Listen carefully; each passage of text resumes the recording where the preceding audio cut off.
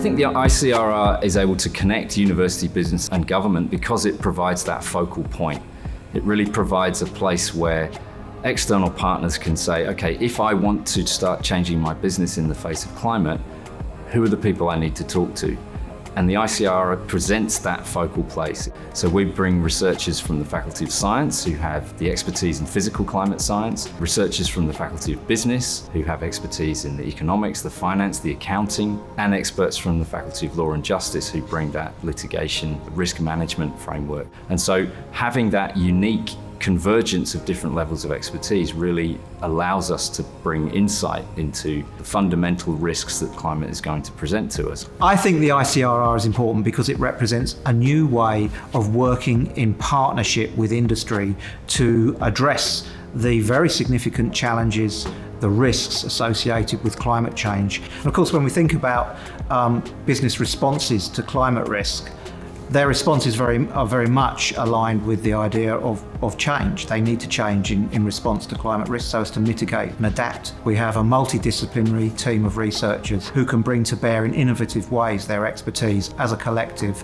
in assisting organisations to deal with what are very often complex, wicked problems. One of the challenges that businesses face now is thinking about how do we respond to climate risk? What are the opportunities to innovate? How do we bring the people together that can help us to do that, to identify what changes we might make to our supply chain, to our products, that can really harness the opportunities that are going to come up over the next decade? We think we have a really tremendous opportunity to partner with people to help them with that.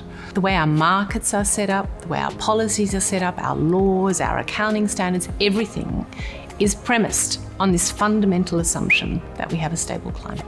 But we don't anymore.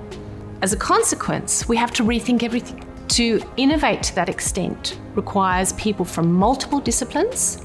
It also requires academics and industry and government and civil society to be working together. Because only then, when you have this cross-pollination, crazy, radical cross-pollination of ideas, will you get the innovation we need at the level that we need in order to tackle a problem of this scale.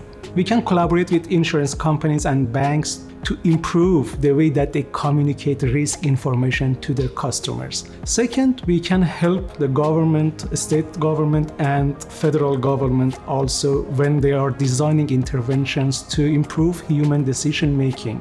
I'm interested in judgment, decision making, and reasoning, and also in applying these topics in the context of climate change. So I'm Dr. Samantha Stanley, and my research is based on social psychology, and I study what people think, feel and do about climate change, including political polarization on the issue. I'm a senior lecturer at the School of Accounting, Auditing and Taxation. I have been at the forefront of building capacity in terms of sustainability and reporting, social and environmental reporting. My name's Tim Rawpack. I'm a lecturer at UNSW Sydney, and I work on changes to severe convective storms under climate change. If we're going to address the climate crisis, then we need decision makers to understand the science that I'm doing on the changes to those hazards and be able to take decisions that make sense in the atmosphere that we're in.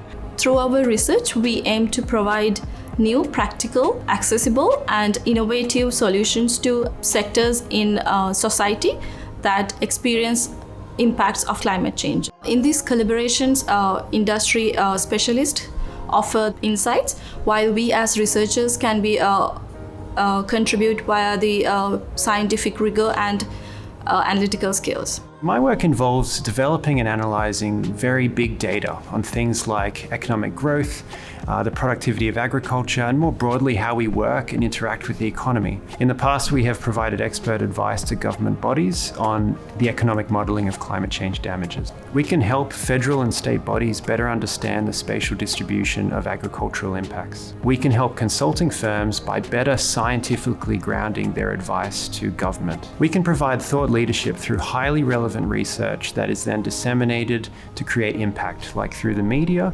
and collaborative workshops and seminars. The Institute for Climate Risk and Response is fundamentally important because there is no sector of society that is going to be untouched by the changing climate. I think the ICRR provides a holistic approach because of this convergence of different types of expertise. So we know that we need to understand what climate models are telling us. We know that we need to understand what the implications of that for businesses reporting on the risk to their assets. And what we can do is provide expertise that funnels those two things together, that brings those insights together in one place.